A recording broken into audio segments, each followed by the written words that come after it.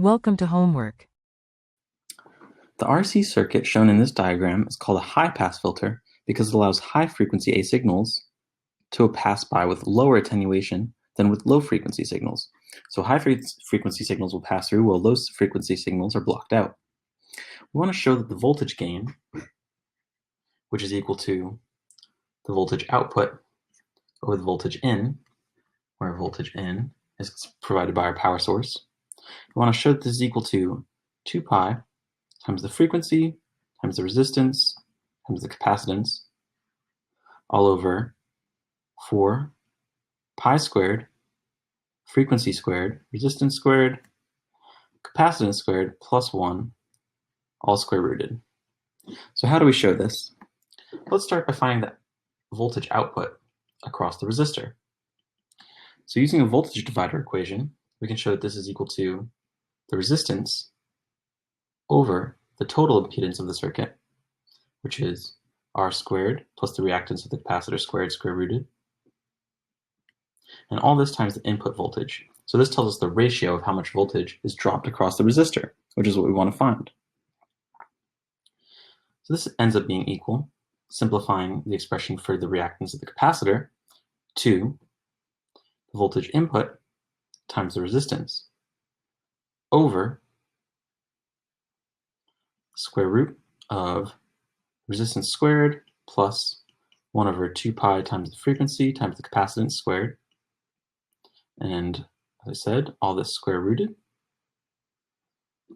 So now simplifying further, we get 2 pi frequency, capacitance, resistance times the input voltage all over the square root of the resistance times the capacitance times the frequency times 2 pi plus 1, where this bit is squared and this entire denominator is square rooted. So now we simply divide this in the denominator of V output. So we take V output and divide it by this expression, and we finally show that A is equal to 2 pi FRC over 4 pi squared, frequency squared, resistance squared, capacitance squared, plus 1, all square rooted. Great, so we've successfully shown that the attenuation is given by the expression we expected. So now we want to discuss what the behavior is as the frequency goes to 0 and the frequency goes to infinity.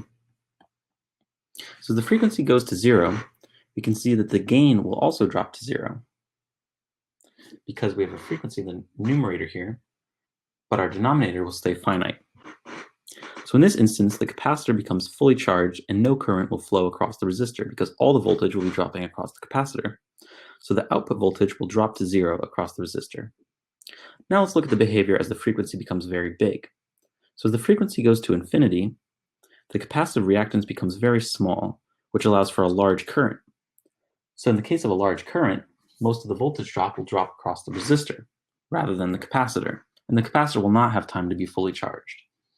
So in summary, as F goes to 0, the voltage drop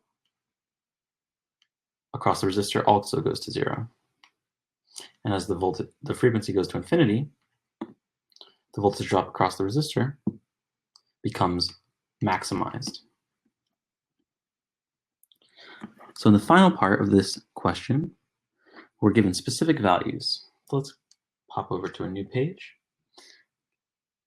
So we're choosing our resistance to be 850 ohms, our capacitance to be 1 times 10 to the minus 6 farads, so 1 microfarad. We want to plot a graph of the logarithm of A versus the logarithm of F, the frequency. So we want log A over log of F. And we can be a little precise in how we graph this, but just to show qualitatively what the behavior looks like, we want to mimic the behavior that we just discussed in part B. And that'll look like as frequency increases, so too should our A factor. But at a certain point, we'll maximize and reach a value where our voltage source is completely saturated. So as we can see, this behavior is representative of a high-pass filter because higher frequencies are passed through while low frequencies are completely attenuated out. So that's the answer to this question.